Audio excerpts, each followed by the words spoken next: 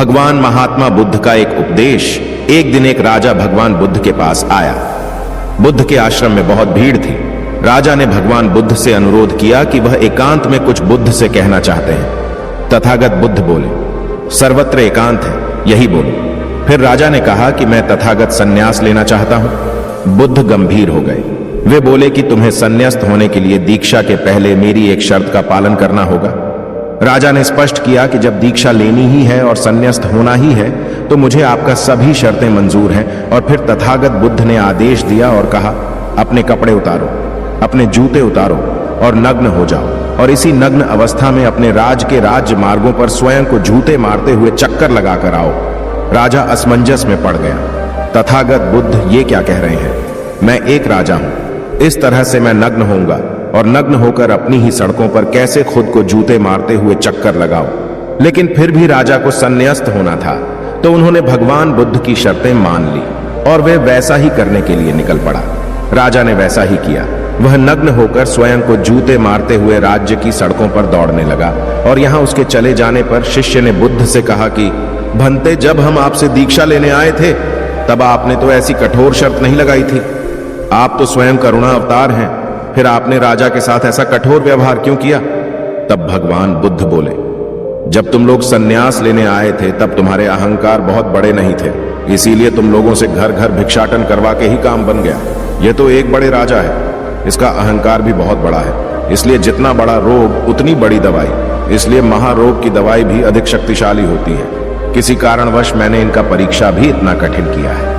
राजा जब इस दशा में अपनी ही प्रजा के सामने से गुजरेगा तो उसका अहंकार चूर चूर हो चुका होगा। राजा ने शाम तक शर्त पूरी कर ली और बुद्ध के चरणों में आकर गिर गया और फिर बोला, तथागत, अब तो मुझे आप दीक्षा देकर मुझे संन्यास्त करें। भगवान बुद्ध ने राजा के सिर पर मुकुट रखा और कहा कि अब तुम्हें संन्यास लेने की जरूरत ही नहीं है। जाओ और कर्ता भाव छोड़कर साक्षी भाव से राज करो। अब तो तुम राजस्व हो चुके हो, अब तुम राजस्व हो। देखिए दोस्तों, किस तरह से भगवान बुद्ध ने एक राजा को उपदेश दिया और राजा का जीवन धन्य हो गया। दोस्तों, ये छोटे से उपदेश से आपको क्या ज्ञान प्राप्त हुआ? कमेंट में हमें जरूर बताइएगा। चलिए अब जानते हैं स्वास्थ्य से संबंधित बहुत ही महत्वपूर्ण जानकारी। क्या आप जानते हैं कि ये हमारा शरीर किससे बना है? ये सबसे पहले जानना बहुत जरूरी है। और हमारे शरीर में कौन से 3 दोष पाए जाते हैं? हमारा शरीर 5 तत्वों से बना है और हमारा शरीर में 3 दोष पाए जाते हैं, वात दोष, पित्त दोष और कफ दोष। इसे जानना जरूरी है क्योंकि ये हर एक बीमारी का कारण होता है, क्योंकि हर एक बीमारी का जड़ यही 3 दोष है। इसीलिए जानना जरूरी होता है। तो आपका शरीर का सबसे महत्वपूर्ण दोष ये 3 दोष हैं, पित्त दोष, वात दोष और कफ दोष। अगर आपके शरीर का वात दोष गड़बड़ हो गया तो 60 से 70% बीमारी होगी। अगर आपके शरीर का पित्त दोष गड़बड़ हो गया तो आपके शरीर में 15 से 20% बीमारियां होती हैं। और यदि आपके शरीर का कफ दोष गड़बड़ हो गया तो 5 से 10% बीमारी होती है।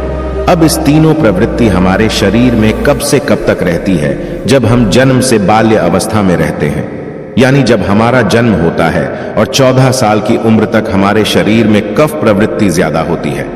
इस समय कफ ज्यादा बनता है। यह प्रकृति की देन है। कफ इसलिए बनता है क्योंकि हमारा शरीर ग्रो करता है। कफ बनना जरूरी है क्योंकि ये कफ हमारे शरीर के बहुत ही महत्वपूर्ण अंग है। बस हमें यह ध्यान देना है, हम अपने बच्चों को ऐसी कोई चीज नहीं देना है जिससे उनका कफ और बढ़ जाए, क्योंकि बच्चे उस समय कुछ नहीं जानते। पेरेंट्स को जागरूक होना होगा। बस हमें अपने बच्चे को कुछ भी ऐसे चीज नहीं देना है जिससे उसका कफ और बढ़ जाए। कफ बनाने वाली चीजें हमें उन्हें नहीं खिलाना है, नहीं तो क्या होगा? कफ से संबंधित जो 5 से 10% बीमारी है, जैसे टीवी, दमा, अस्थमा, इस्नोफिलिया, ये सारी बीमारियां इसकी वजह से होती है। ये हर पेरेंट्स को ध्यान देना होगा। उसके बाद हम आते हैं बाल्य अवस्था से युवा अवस्था में। युवा अवस्था की आयु कितनी होती है? जब हम 15 साल से 60 साल के बीच में होते हैं। इस समय हमारा शरीर युवा अवस्था में होता है। इस समय हमारे शरीर में पित्त प्रवृत्ति सबसे ज्यादा होता है, सबसे ज्यादा पित्त बनता है। इसलिए हमें यह ध्यान देना होगा कि हम ऐसी कोई भी चीज ना खाएं जिससे हमारा पित्त दोष बढ़ जाए।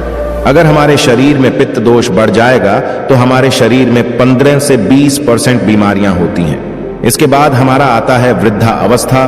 60 साल की उम्र हमारा वृद्धावस्था होता है। इस समय हमारे शरीर में वात दोष बढ़ता है और वात दोष से संबंधित 60 से 70% बीमारियां हमारे शरीर में होती हैं। तो आपको ऐसी कोई चीज नहीं खाना है जिससे वात दोष बढ़े। तो दोस्तों, ये आप समझ गए कि आपके शरीर में 3 दोष का क्या रोल है। इसलिए इन 3 दोषों से संबंधित जो भी जानकारी जहां से भी उपलब्ध हो, एकत्र करें और उसे अपने जीवन में लागू करें, कारण को दूर करें और हमेशा इस बात का ध्यान रखें कि इन 3 दोषों में क्या खाना चाहिए और क्या नहीं खाना चाहिए। इस दोषों को बढ़ाने वाली चीजें कभी ना खाएं। अब आप इन तीनों दोषों के बारे में जान गए हैं, तो अब जान लें कि आपका शरीर 5 तत्वों से कैसे बना है। आपका शरीर 5 तत्वों से बना है और इन 5 तत्वों में प्रोटीन्स, विटामिन्स, सारे तत्व आते हैं। अब इस 5 तत्वों में और 3 दोषों में जो भी कमी आती है, तभी आपका शरीर बीमार होता है, अन्यथा आपका शरीर बीमार नहीं होता। अब आप समझ गए आपका शरीर बीमार होने का क्या कारण है। जैसे कुछ लोग रोते हैं, भगवान ने हमें ये कष्ट दे दिया, भगवान ने हमें ये बीमारी दे दिया, हमें गैस्ट्रिक अल्सर हो गया, हमें थायराइड, ब्लड प्रेशर, शुगर हो गया। क्यों हो गया? भगवान ने नहीं दिया, आपने खुद पाला है। जब प्रकृति आपको खाना खाने के नियमों का पालन करने के लिए कहती है, पानी पीने के नियमों का पालन करिए, इस प्रकृति का नियम पालन करिए, तो आप क्यों नहीं कर रहे हैं? जबकि हमारा शरीर उसी तत्वों से बना है, प्राकृतिक तत्वों से ही तो बना है। हमारा शरीर भी पानी से ही तो बना है, खाने से ही तो बना है, पोषक तत्वों से ही तो बना है। ये सारे नियमों का आपको पालन करना होगा। अब जब ये हमारा पित्त दोष कह रहा है कि ये चीज नहीं खाई, ये पित्त और बढ़ेगा, तो आप उसे क्यों खाते हैं? पिज्जा, बर्गर आप क्यों खाते हैं? चाय आप क्यों पीते हैं? चीनी आप क्यों खाते हैं? मैदा आप क्यों खाते हैं? जब आप ये सारी चीजें खा रहे हैं तो आपके पेट में एसिडिटी बनेगा, आपका पाचन तंत्र बीमार पड़ेगा। तो जब आपका पाचन तंत्र बीमार होगा तो अनेक बीमारियां आपको आएगी। ये तो आप खुद कर रहे हो ना, ब्रह्मांड नहीं दे रहा है, भगवान नहीं कर रहा है, हम आप इसे खुद जाने अनजाने में कर रहे हैं। हम अपने मन को, अपनी जीभ को कंट्रोल नहीं कर पा रहे हैं। तो दोस्तों, ये सारी चीजें आप छोड़ दीजिए। अब बात करते हैं कि हमें अपने शरीर पर कौन सा तेल लगाना चाहिए, कहां पे लगाना चाहिए। इस बारे में जानते हैं। आप समझ गए आपके शरीर का निर्माण कैसे होता है। इसे सुरक्षित रखना आपके हाथ में है, इसकी सुरक्षा आप खुद कीजिए। शरीर की 4 महत्वपूर्ण अंग है जिससे आपकी शरीर की सारी नसें जुड़ी हुई है। पहला है नाभि, दूसरा है पैर का तलवा, तीसरा है आपकी नाक और चौथा है आपका सर। ये 4 सबसे महत्वपूर्ण अंग है और इन चारों जगह पर आपको तेल लगाना है। बस यह ध्यान देना है कि आपको कब लगाना है और कैसे लगाना है। तो सबसे पहले चलते हैं आपके पैरों के तलवे। जो व्यक्ति रोज सुबह जागकर मॉर्निंग वॉक करता है नंगे पैर जमीन पर या फिर हरी घास पर, तो दोस्तों उसकी आंखों की रोशनी कभी कम नहीं होती। तो इसीलिए आपको पैरों के तलवे में शुद्ध तोरी का तेल लगाना है। इसके अलावा आप शुद्ध सरसों का तेल भी लगा सकते हैं। जब आप रात में सोने जाए तो उसके पहले गुनगुने पानी से अपना पैर धो लीजिए। पैर धोने के बाद बढ़िया से उसे साफ कर लीजिए। सूख जाए जब आप बिस्तर पर लेट जाए और अपने हाथ से मालिश कर लीजिए। रात में सोते समय यही शुद्ध सरसों का तेल, और जैसे ही आप अपने 5 मिनट दोनों हाथों से मालिश करेंगे, तेल से गर्माहट आएगी, तुरंत ही आपको नींद आना शुरू हो जाएगा। अगर आप नींद का टैबलेट लेते हैं, अगर आप डिप्रेशन में हैं, नींद नहीं आ रहा है, तो ये दूसरे दिन से ही बंद हो जाएगा। आपको नींद की टैबलेट की जरूरत ही नहीं पड़ेगी। आपका पागलपन दूर हो जाएगा। याददाश्त बहुत तेज होती है, दिमाग से संबंधित सारे समस्याएं खत्म, और एक ही बार में आप 10 बजे सो रहे हैं। 4 बजे से पहले आपकी नींद ही नहीं खुलेगी। इतनी बढ़िया नींद आती है। तो पैर के तलवे में तेल लगाने से आपके पाचन तंत्र मजबूत होता है, याददाश्त तेज होती है, भूख लगती है, शरीर में शक्ति मिलती है, ऊर्जा मिलती है, यानी कि शरीर की सारी पोषक तत्वों को आपूर्ति कर देता है। दूसरा स्थान है नाभि, जो कि आपके शरीर का सबसे महत्वपूर्ण अंग है। नाभि के पीछे एक पेकोटी ग्रंथि पाई जाती है और इसी पेकोटी ग्रंथि से शरीर की सारी नसें जुड़ी हुई होती है और ये शरीर की सबसे शक्तिशाली ग्रंथि होती है। इसलिए नाभि में तेल लगाना चाहिए। आप देखते होंगे जब आपके घर में छोटा बच्चा होता है तो माताएं उस बच्चे की तेल से मालिश करती थी, लेकिन अब तो बच्चों को तेल लगाना ही बंद कर दिया। पहले माताएं 8 से 10 बार दिन में बच्चे की तेल से मालिश करती थी। वे कहती थी कि हम जितनी बार तेल की मालिश करेंगे उनकी हड्डियां उतनी ही मजबूत होगी। और वो घर पर बना हुआ शुद्ध सरसों का तेल होता था। और वो शुद्ध सरसों घर का तेल और किसका बनाती थे? किसी सरसों को भून करके, सरसों को रोल कर पहले जो उसी से मालिश करती थी, पहले वो लगा देती, उसके बाद छोड़ा करके। लेकिन आज फैशन बदल गया है। लोग तरह तरह के केमिकल युक्त तेलों से मालिश कर रहे हैं। ये किसी काम का नहीं। दोस्तों, कंपनियां हमें सिर्फ बेवकूफ बनाती हैं और इससे सिर्फ बीमारियां होती हैं, क्योंकि बच्चों की मालिश के लिए सबसे अच्छा तेल सरसों का है और गांव के बच्चों को माताएं आज भी सरसों के तेल की मालिश करती है। गांव के बच्चे शहर के बच्चों की तुलना में कितने कमजोर हैं, इसे आप खुद अनुमान लगा सकते हैं। तो दोस्तों, यह नाभि आपके शरीर का सबसे शक्तिशाली हिस्सा है। तो जब माताएं नाभि में तेल की मालिश करती थी तो पहले फूंक मारती थी। फूंक मारने के बाद उसमें तेल लगाती थी और दिन भर में 3 से 4 बार तेल लगाती थी। तो दोस्तों, आपको भी आज से शुद्ध सरसों का तेल रात में सोते समय नाभि में लगाना है। और जब आप नाभि में तेल लगाते हैं तो इसके क्या फायदे होते हैं, आप ये जानकर चौंक जाएंगे। पहला फायदा, आपको अच्छी नींद आएगी। दूसरा फायदा, दिमाग से संबंधित कोई भी समस्या नहीं होगी। तीसरा फायदा, आपका पाचन तंत्र मजबूत रहेगा। चौथा फायदा, आपको भूख बढ़िया लगेगी। पांचवा फायदा, आपके शरीर का सारा दर्द दूर हो जाएगा। छठा फायदा, आपकी आंखों की रोशनी बढ़ जाएगी, यानी कि शरीर के हर एक अंग के लिए फायदेमंद है। पैर का तलवा हो गया, नाभि हो गई। अब हम एक कदम आगे चलते हैं, वो है नाक, कान और आंख। तो दोस्तों, आपको नाक में क्या करना है, अगर आपको गाय का शुद्ध देसी घी मिल जाए तो घी की एक बूंद दाईं नाक में और एक बूंद बाईं नाक में, दोनों नाक में एक एक बूंद डालनी है।